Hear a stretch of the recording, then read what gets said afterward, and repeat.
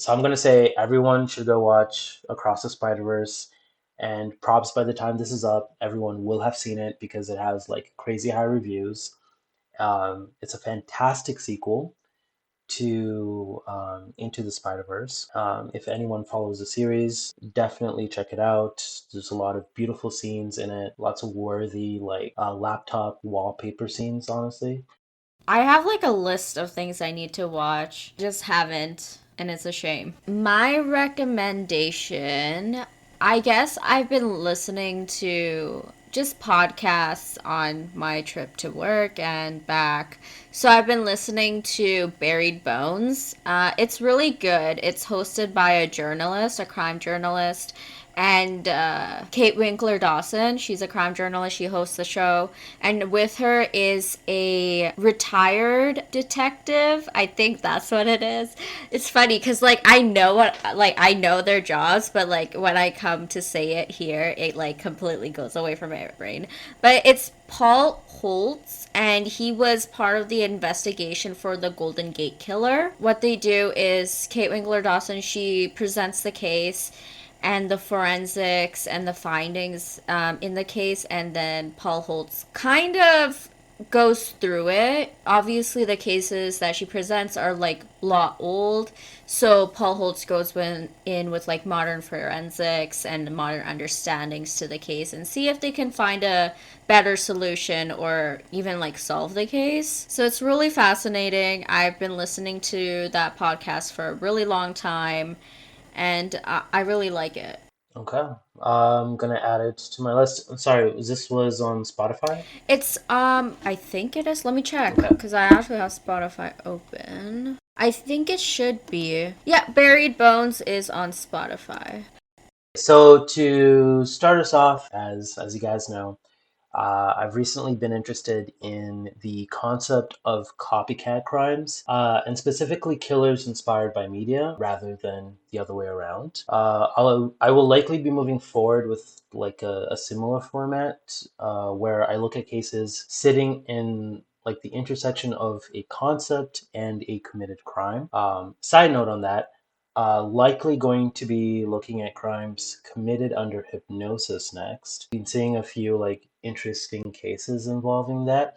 And there's something to be said about if you're put in a state where your inhibitions are lowered, kind of like, somebody doing something when they're drunk, for example, right? And how different is that versus like, if you're under hypnosis? But yeah, just a thought of being mulling over. So now for today's episode, we have crimes where perpetrators claim that they have been possessed or controlled by these films or characters within said films. As I began doing like a deep dive on this, I realized that there are multiple cases of this playing out.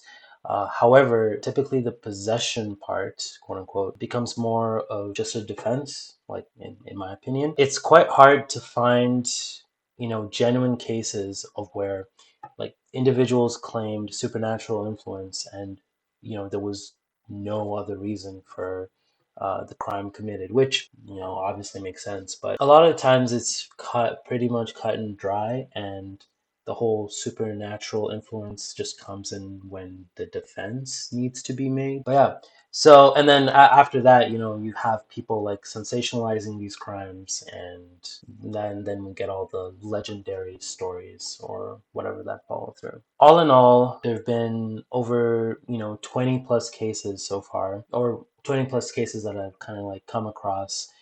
And many of them, like I said earlier, was like very cut and dry situations where it was used as a, possession or something, was used kind of as like a form of defense of the crime. So trigger warning, we will be discussing murder, but you should know that already, considering the title of this channel. And momentarily, also violence committed against children, so you have been forewarned. This is kind of the place to log off if any of those are triggering. And again, if for those of you that have listened to our past channels, I think we said this at the end of one of the episodes. If you want to DM us, comment, anything, and send us like numbers or links to helplines, we will be including those in the show notes. So Yeah, please do that. We will do our local ones or within Canada, but if you're like, I want to send it in for my place or specifically this community, please, by all means, go ahead and do that. Exactly. So for today, I'll be discussing one of the earliest examples, which was the murder of Gillian Mangan by Robert Williams, who claimed he was possessed or goaded on by the actor Lon Chaney, but Okay. specifically the character he played, which was like this detective slash vampire from the now quote unquote technically lost film London After Midnight, or otherwise known as The Hypnotist.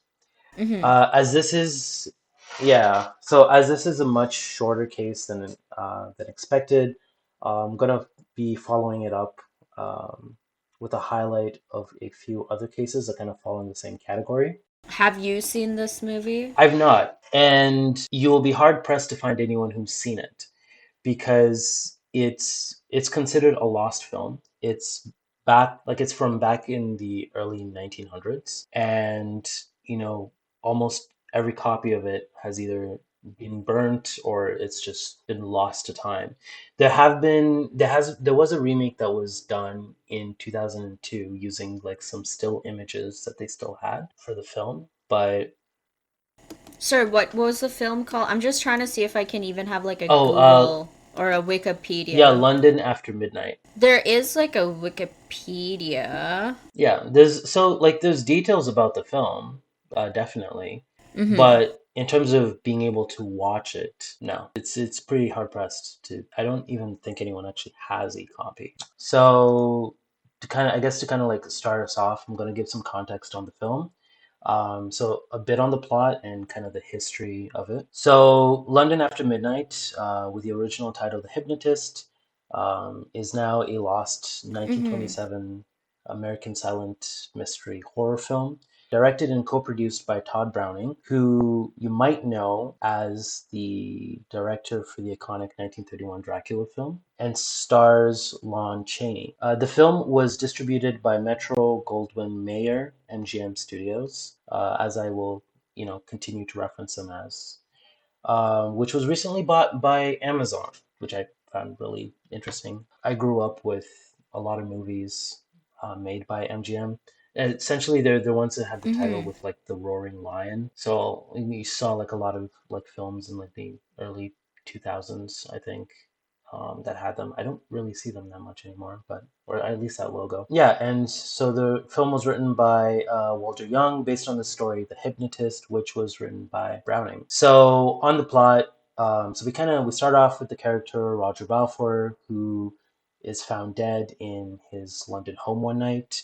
Burke, like a detective or like representative of Scotland Yard, after questioning everyone present, declares, okay, so the death was a suicide, despite some objections from like the neighbors, Roger's neighbors. 5 years later, the neighbors witness, these strange lights coming from the manor before realizing that the new tenants are like these two vampiric figures. One of a man in a beaver felt top hat with long hair and sharp teeth, and a silent pale woman wearing long robes. So it produces this kind of very haunting image. Mm. So I'm gonna just show you guys what he looked like because this will be important later on. So I'm just gonna share that to the Discord chat right now. So produces a very that very like haunting, very like Very almost like stereotypical like stereotypical. horror-esque, right? But what's interesting is that this is one of like the first instances of that, right? Everything else is stereotypical to this. So this guy Lon Chaney was known for he was called like the man of a thousand faces because he was really good with makeup. Mm-hmm. Lon Chaney. Okay, so that you okay. So yeah, he was like kind of like a guy with like a lot of talents, a lot of skills, and he would like bring them into presenting, that character, especially in horror. Okay, interesting. But that's really cool, and I've heard like other actors do that too. So on top of having like really good acting skills, he also had like his own like innovative makeup styles that kind of set the trend. Well, maybe not necessarily set the trend, but kind of started us down this road of like the typical horror look. Back to the plot. So this prompts one of the neighbors, Baronet Sir James, to call Detective Burke again, who discovers that this dude who called him and a few others were the only other people in the Balfour Manor when Roger died, right? So then we go on this whole like situation where they notice that the new lease has the same signature as the guy who's dead. People start thinking that he rose from the dead. They check his tomb, they find it empty. And then you have a series of like grisly events and some spooky stuff, like the man in the beaver hat manifesting in a bedroom, the vampire girl flying down from the ceiling like a bat, witnessing a living corpse of the guy who was killed 5 years ago. Throughout the entirety of this, the Mm-hmm. inspector Burke reveals to Roger's daughter, Roger's being the guy who had died, that he believes her father had been murdered. And after taking precautions to protect her bedroom from vampires. The girl is taken to the Balfour Mansion so that they can lure Sir James there, and he encounters our inspector like dressed as this vampire, and is hypnotized by him into Mm-hmm. thinking it's 5 years earlier. So then everyone watches as Sir James kind of goes through the process of like reenacting killing the dude and faking his suicide so that he could marry the dude's daughter, which Balfour didn't want. Mm-hmm. Um, Once apprehended, Burke lifts the trance, identifies Sir James as a killer, and then that's pretty much the end of the film.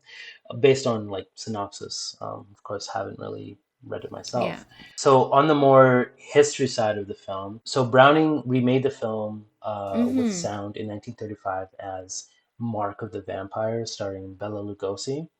The last known copy of the film was destroyed in 1965 in an MGM vault fire, along with a couple hundred other like rare early films. So making this one of like the most sought after lost silent films. Right. And to put it into perspective, in 2014 you had an original poster of the film being sold for like $500,000, Right. just the poster. So there's definitely a lot of, sensationalism like surrounding it. But the reviews at the time were very lukewarm. One of the only things that people really found impressive were Mm-hmm. the eerie scenes, Chaney's performance, his makeup skills, and such. He could also be considered, America's first, or like the first American film vampire, as it was, which I thought was really interesting. So yeah, in Yeah. 2002, they made aired like a reconstructed version of the silent film using original script and some still images from the original way back in the 19.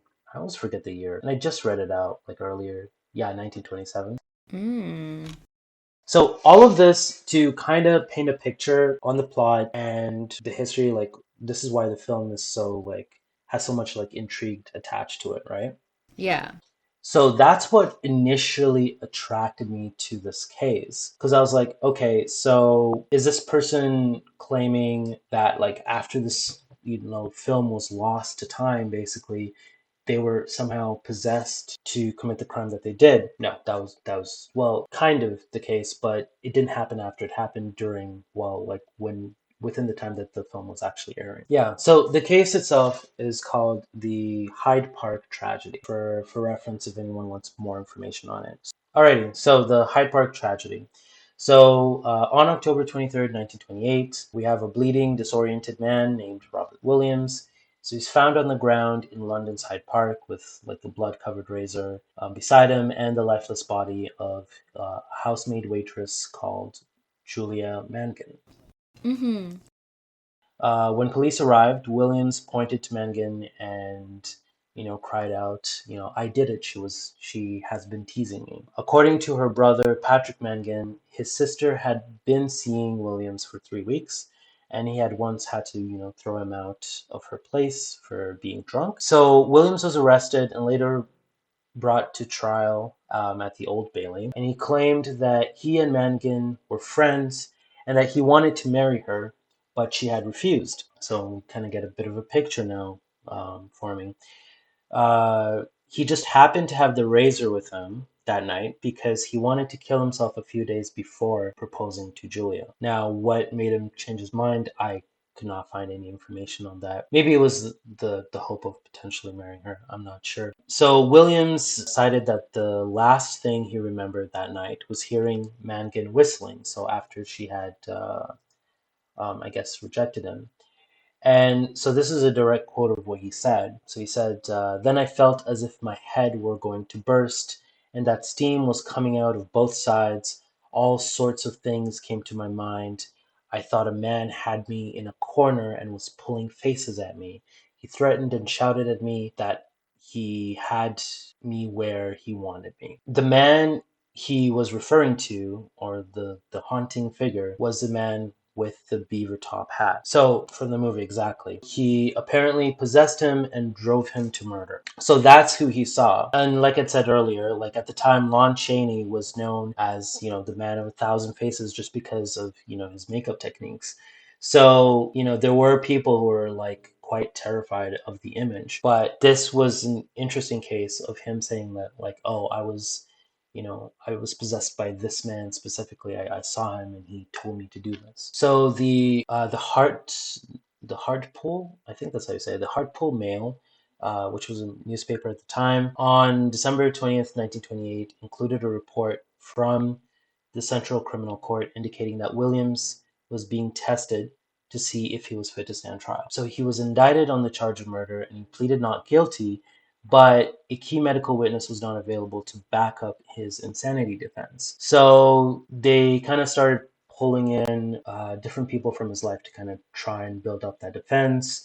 You had a priest who cited instances of mental illness in the family and such. So there was a lot of back and forth. And then this led to the idea proposed by Dr. James Mm-hmm. Cohen Woods, where he was described as kind of like this lecturer on mental diseases, but he indicated that Williams may have gone through a strong epileptic mental attack, Maybe, yeah.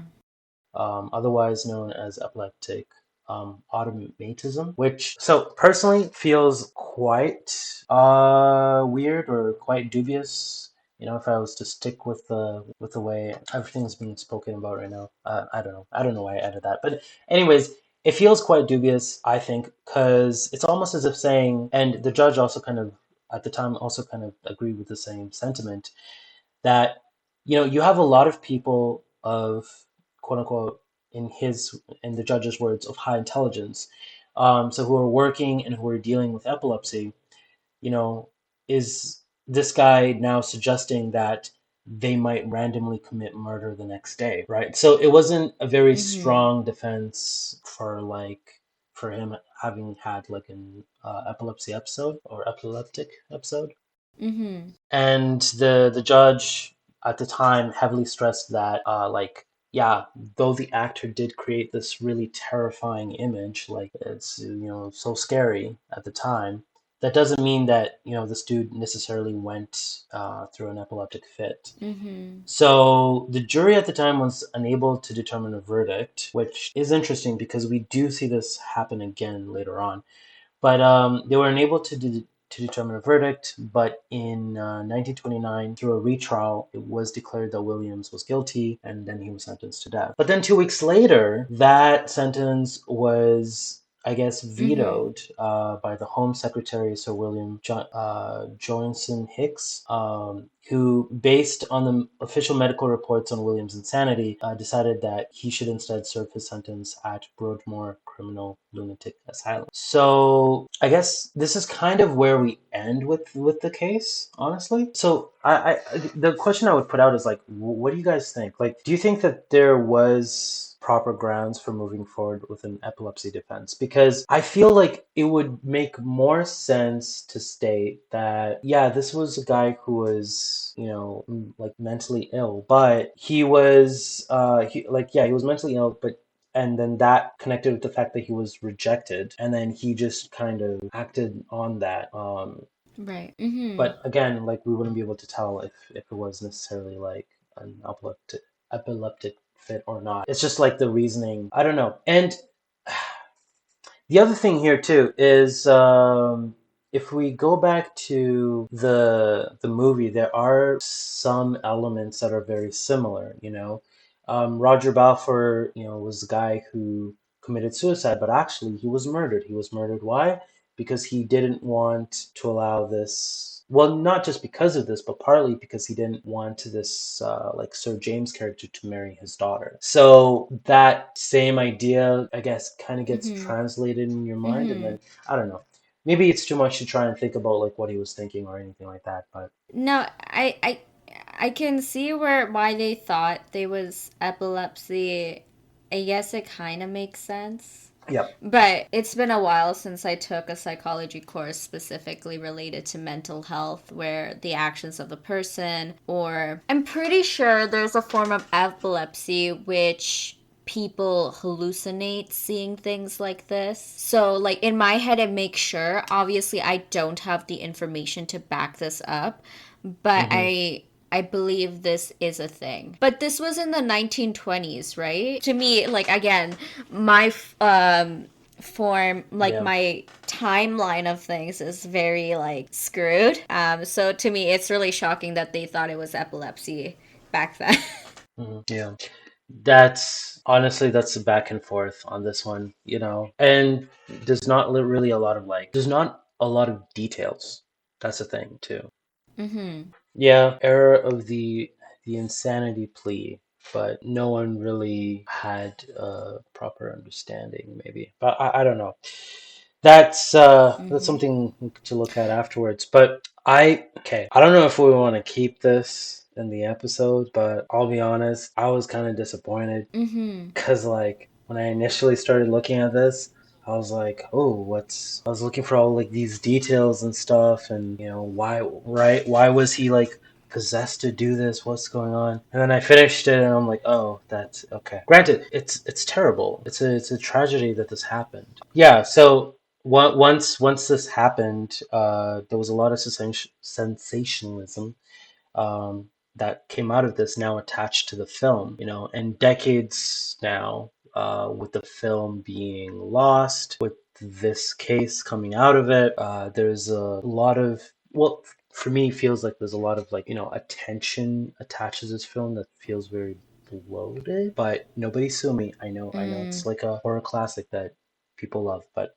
anyways, right. So, I was going to say, like, this is totally my opinion before you even get to, like, the epilepsy and the whole crime yep, thing that happened. In my opinion, nobody's, again, from what you said, nobody has seen a terrifying portrayal of a character like the guy with the beaver hat before. And if it was Williams who committed the crime, right? yep, Okay, I'm going. I Here's what I think. I think William already had some sort of mental health issue, and then he saw this film. He saw this. He maybe he didn't see the film, or maybe he just saw a poster, and this terrifying image just stuck with him. And for a lot of people, some characters, good, bad, for whatever reason, they stick, right? They stick in a way that you don't want them to stick. And for me to think about it, it's very weird because I'm like, well, I'm not very connected. But for whatever reason, maybe this character was so terrifying, so weird, I guess, that it stuck with him. And so maybe the crime that he committed was just his mental health. The thing about being rejected, it was just his mental health. And because he was connected to this character so much, he was like, oh, it's because I was possessed by this character. That's why I committed the crime. Again, with the timing, there wouldn't have been a lot of recognition with mental health. And even where he ended up going, he probably didn't get a lot of help. So it's really hard for us to say. But if this was to happen today, I think a judge would have recommended psychiatric treatment before making a very specific sentence like that. I think back then was like it was like not a good time, but like a prime time when people are like, oh, they committed a crime because of mental health. And they started blaming things on mental health. So it was definitely a bad time. Again, I think if this was to happen modern day period, even like maybe 10 years ago, there would have been a full on investigation with his health, with like how he might have related. That's why I said he had some sort of connection with that character. Maybe it freaked him out so much, but he there it stayed with him. So I think there would have been an investigation regarding that. Moving forward, I just wanted to briefly highlight two other cases where individuals attributed influence to commit crimes to films. So we're going to be going in like less detail on the film and just talking more about the cases itself. So first we have the case of the. So first off, we have the Warlock series. Did you guys ever watch those movies? Yes and no. No. Okay. That's okay. So with the series, supposedly inspired by watching the series like 10 times, or rather the first and the second movie, because that's what was out at the time. The at the time 14-year-old Canadian Sandy Charles, aided by an 8-year-old accomplice, kidnapped and killed a 7-year-old Mm-hmm. boy named Jonathan Timson. I see. I have the specifics of his Mm-hmm. death. I'm wondering if I should mention it. You can mention it, and based off how like gruesome it is, I might take it out. Okay, so it's basically a scene from a horror movie, honestly. So he was dragged into some shrubs, then stabbed, beaten with rocks, and then suffocated to death. It does paint quite the picture, so I wasn't too sure about how much of that to include. So then Charles then attempted to boil some strips of the dead child's flesh to create a, I kid you not, magical flying potion that in the film had been made from the fat of an unbaptized child. Did it work? No. Or rather, there is no claim if it worked. Oh God, why make me laugh? Jesus. Well, okay. This is so bad. I just had to ask. Uh, This is us. holy I shit. might have to keep this in, Wrath. Yeah, fine, might as well. This is I had to ask. I was like, wait, did it work? I didn't see any case of it working or anything like that, but you know what? Maybe there's a big conspiracy to hide that it worked. Oh my God. Okay, I'm gonna stop now. Yeah, so there was some very gruesome cases, especially the ones that were, of course, inspired by like very violent horror films. And this was like definitely up on there. So he told the police, so this is a direct quote from him, that there's a spirit in my room that gave me these thoughts. He had been contemplating suicide, but a voice told him that it might be just as good to kill someone else. And, you know, he wanted to fly. And he really liked the Warlock series. So all three of that kind of worked together to take him in this direction. So this idea ultimately led to Charles being found not guilty by reason of insanity. And yeah, so I would like to take a moment to highlight Jonathan Timson, though. So Okay. Jonathan George Timson was born in a First Nation community on December 30th, 1987. It didn't state exactly which community, but it stated that it was in Saskatchewan, and he was killed there on July 8th, 1995. Known to be a playful and outgoing kid, his favorite hero was Zorro, you know, the masked sword wielding hero, which was honestly mine as well when I was really young. He was loved and is missed by his community. I felt like I needed to add that bit in there Yeah, of course. because like this one really hit hard. It's just the image of the whole thing, and then that being attributed back to a film. I'm like, okay, this is why we have ratings on films. I'm just saying. I'm just saying, you know. But anyways, so we have that case. I don't know if you guys have any questions So about he it. was the offender was or accused. Wait, accused? Charles, yeah. So perpetrator might be the word you're looking for. Yeah, Yeah, perpetrator. Yeah, so the perpetrator was just let go because of insanity plea. not Actually, you know what? That's actually a good point. He was found not guilty by reason of insanity, but I don't know if that just meant that he was just taken to a Mm-hmm. hospital and that was it, or what. That was my next questions. Like, so what happened after? Was he like? Was there treatment? Was there any sort of, what happened?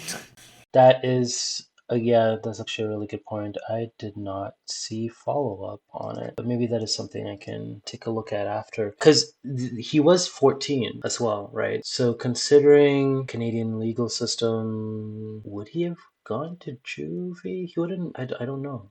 It depends if he was tried as an adult. So the perpetrator was young teen, and was he also like First Nations Canadian? Yeah, I didn't specify. Right. Yeah, or rather, the article that I pulled from didn't specify. Okay. Okay. No, I was just curious to see if they were from the same community. Also, like I know, like indigenous communities do have their own system of healing and treatments after a crime is committed by their community members. So I was curious to know if there was something there. But maybe we can come back and you can do some research. Maybe. Yeah, provide some follow up. Yeah, if I can find some more Yeah. information on this one, yeah. And then our last case, I guess we'll take a look at is okay, so we all know the movie The Exorcist, right?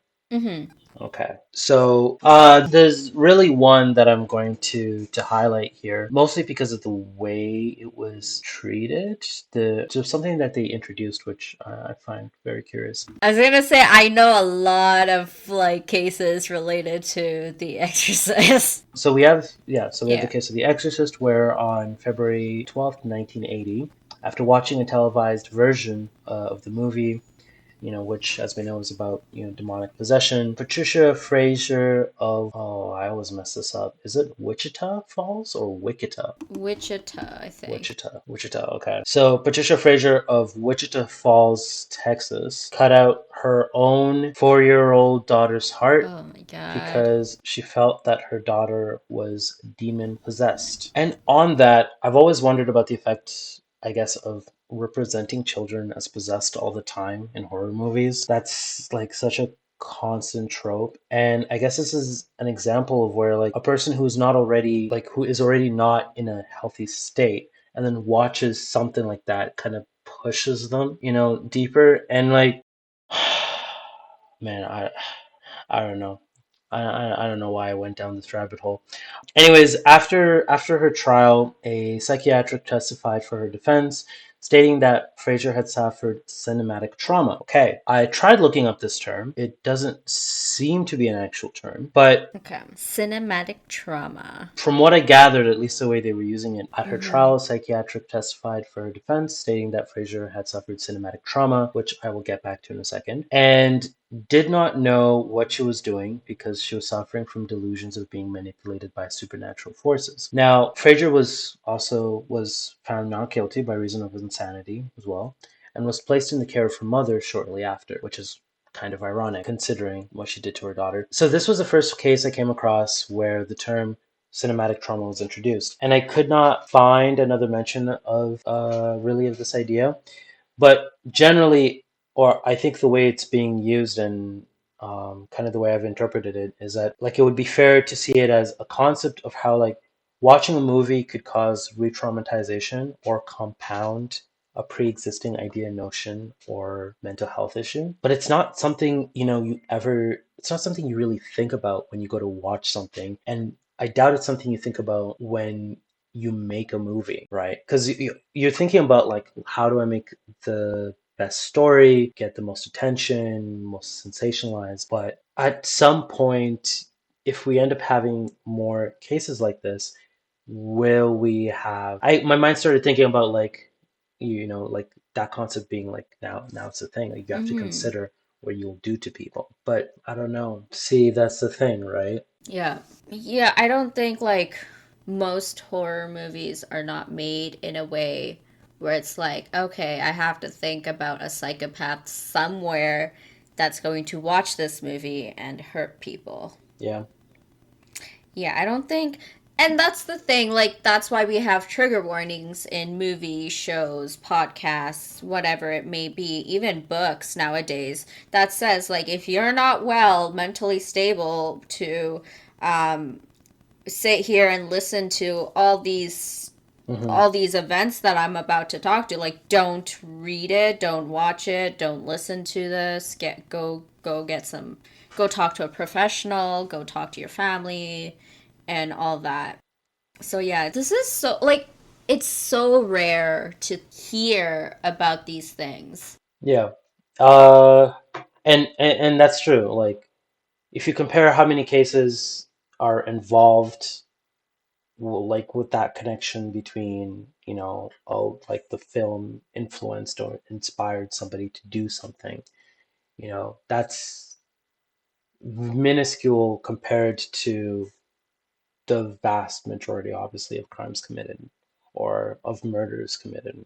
But yeah, it was a bit of food for thought, anyways. All right, so now there are like more cases, we could discuss, some of which are extremely dark. There is like quite the rabbit hole, honestly. Like there were the violent incidents in the UK that were attributed to Clockwork Orange, which led Mm-hmm. to, that not being shown in the UK, or being banned in the UK for a while. I don't know if it still is. Or, the killers that were inspired by American Psycho, which we know is itself based on a novel, now also inspired by the story of Ed Gein. And I might cover those in the future if I feel up to it, like, because those stories are a bit more involved. Could Right. probably do like an episode for each.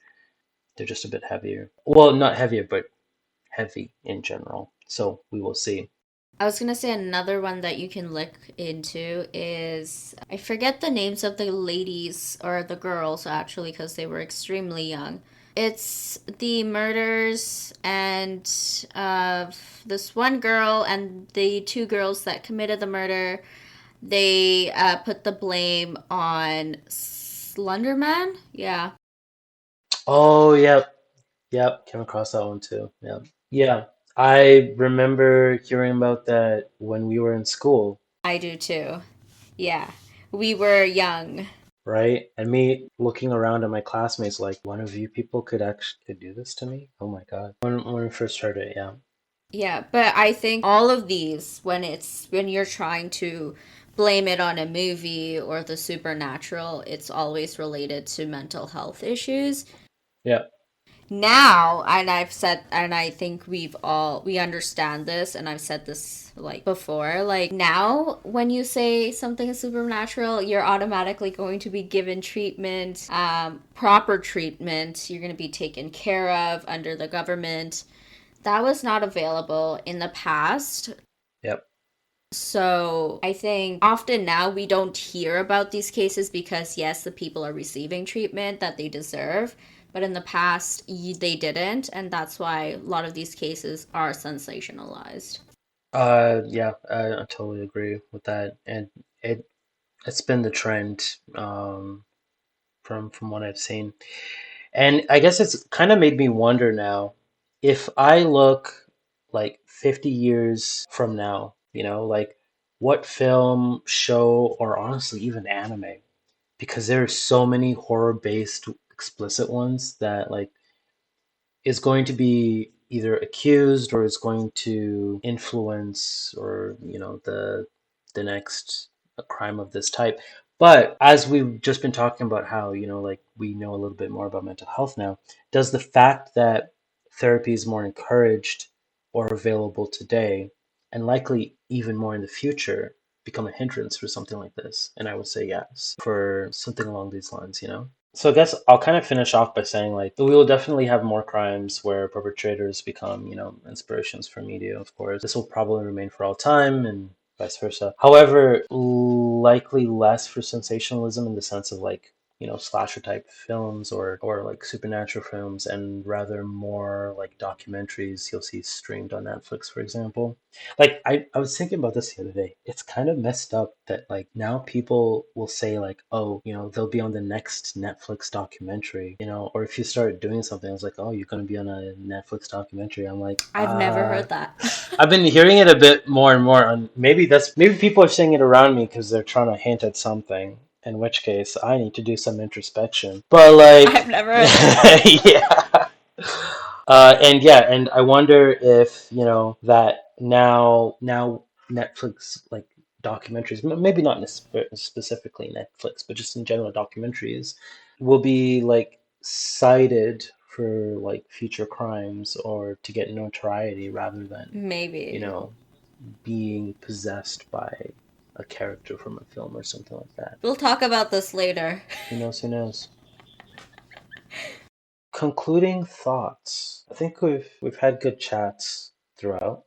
This is really interesting. Yeah, we've definitely, and I think it's like surrounding the same topics.